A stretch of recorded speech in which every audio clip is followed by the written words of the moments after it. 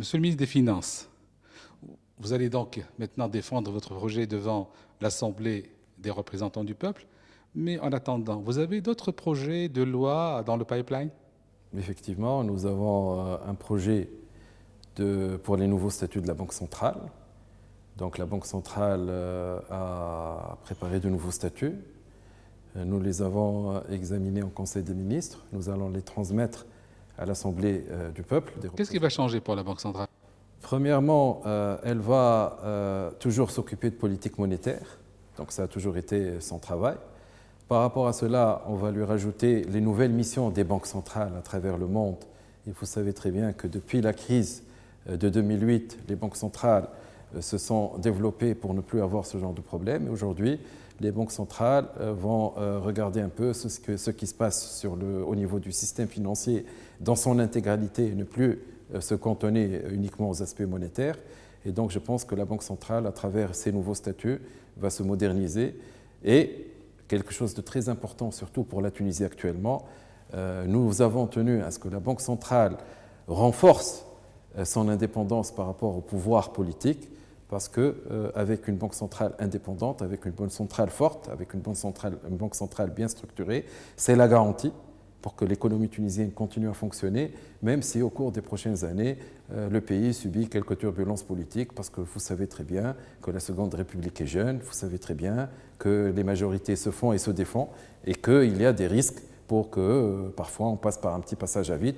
Aujourd'hui, nous sommes en train de mettre en place une nouvelle institution, modernisée, où nous avons puisé les meilleures façons de faire dans les différentes banques centrales à travers le monde. Et une fois cette banque centrale opérationnelle, nous pouvons être tranquilles. Pour une partie de notre économie, il y a le gardien du temple monétaire qui sera là, qui sera indépendant, qui sera solide, qui sera modernisé avec ces nouveaux statuts. Et le gardien du temple, qui est nommé par le président de la République, arrivera à terme de son mandat dans quelques mois. Non, pourquoi dans quelques mois? Selon la réglementation actuelle, il est là pour 6 ans. Donc il a été nommé durant l'été 2012. Donc logiquement, il doit poursuivre son activité jusqu'à l'été 2018, sauf si monsieur le gouverneur décide de prendre sa retraite ou quelque chose comme ça, mais il est libre de le faire. Mais sinon, la loi, voilà ce que dit la loi actuelle. La loi actuelle dit un mandat de 6 ans. Donc on n'est pas encore arrivé au terme de ce mandat. Cela met fin à toutes les rumeurs qui courent ces derniers temps. Absolument. Deuxième projet de loi que vous êtes en train de préparer? Nous sommes en train de travailler sur la loi organique du budget. Vous savez très bien qu'au ministère des Finances, ça fait quelques années que nous mettons en place la gestion budgétaire par objectif. Qu'est-ce que ça veut dire?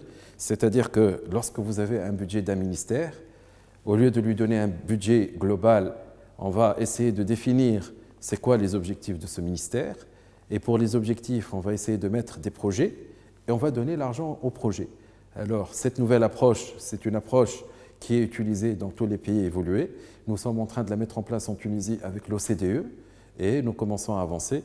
Et pour que nous puissions concrétiser ce travail qui dure déjà depuis quelques années, comme je viens de le dire, nous avons besoin d'une nouvelle loi. C'est la loi organique du budget. Et donc cette loi passera devant l'ARP, ou bien plutôt sera transmise à l'ARP avant la fin de cette année. Encore. Le projet de création de la banque régionale. Oui, la Banque de développement des régions. Avec une institution allemande. Oui, avec la KfW. Où en est ce projet? Nous avons beaucoup avancé. Nous avons une équipe d'experts allemands qui travaille avec le ministère des Finances. Nous avons fait l'approche habituelle, le point de la situation, le diagnostic. Donc tout cela est terminé. Maintenant, nous sommes passés à la phase 2. C'est comment on va construire cette banque des régions. Et là aussi, ce qui est intéressant, c'est que la KfW, en plus de ce qu'elle a fait en Allemagne, a développé exactement la même banque en Russie. Et tenez-vous bien, dans le temple de la finance à Londres, en Angleterre. Elle a développé la même banque à peu près dans une dizaine de pays d'Europe de l'Est, depuis la chute du mur de Berlin. Et en Tunisie, nous sommes le premier pays africain dans lequel la KfW va créer une banque des régions. Et donc, la KfW accorde énormément d'intérêt au succès de cette expérience parce que c'est la porte vers l'Afrique. Et donc, la Tunisie retrouve son rôle de porte vers l'Afrique pour tous ceux qui veulent travailler conjointement avec nous sur ce continent qui est prometteur et où il y a beaucoup de potentiel de croissance. Cette banque va naître avec une partie de la BNA? Non, pas une partie avec de la BNA, premièrement. Et puis la Banque des régions, dans l'imagination populaire, il croit qu'on va, quand je parle aux citoyens, quand je parle aux différents responsables, les gens pensent que la Banque des régions, c'est encore une banque.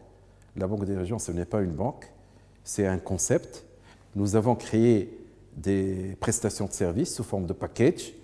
Et ces packages, nous allons les livrer aux banques commerciales qui existent déjà sur la place, qu'elles soient publiques, qu'elles soient privées, avec un cahier de charge, avec des termes de référence. Et nous allons leur donner un mandat pour qu'au nom de l'État, elles puissent mettre à la disposition des régions ces financements. Et la banque qui aura réussi reviendra vers nous et nous allons lui rajouter de l'argent. Donc nous allons imaginer le concept, nous allons imaginer le produit, nous allons imaginer le service en matière de financement d'infrastructures, mais également, et de façon beaucoup plus importante en termes de financement de projets, notamment les projets pour les jeunes qui ont besoin de financer leurs fonds propres parce qu'ils n'en ont pas, qui ont besoin d'être encadrés pour préparer leur business plan, qui ont besoin d'être encadrés durant les 2 premières années d'exercice pour être sûr que le démarrage va se passer dans de bonnes conditions, parce que tous les projets, selon l'expérience internationale, pas uniquement en Tunisie, les nouveaux projets ont un taux de mortalité de 80%. Et donc, la Banque des régions, c'est un concept, c'est des idées, c'est des packages qu'on va mettre à la disposition des banques commerciales qui vont les commercialiser au nom de l'État tunisien. Et ceux qui réussissent auront encore plus d'argent. Et ceux qui réussissent moins bien, on verra comment essayer de travailler avec eux. Mais c'est quelque chose de nouveau et on ne va certainement pas ouvrir une banque classique comme on a l'habitude d'en faire un peu partout dans le monde. Le directeur général est désigné? Non, pas du tout. Aujourd'hui, nous avons au sein du ministère des Finances une équipe qui pilote le projet. Cette équipe a en face d'elle des experts qui viennent d'Allemagne, de la KfW, de la coopération allemande. Et donc c'est une équipe qui travaille, qui pilote. Et quand on aura finalisé le concept, nous allons le présenter au gouvernement pour le valider. Et par la suite, on passera à la mise en œuvre.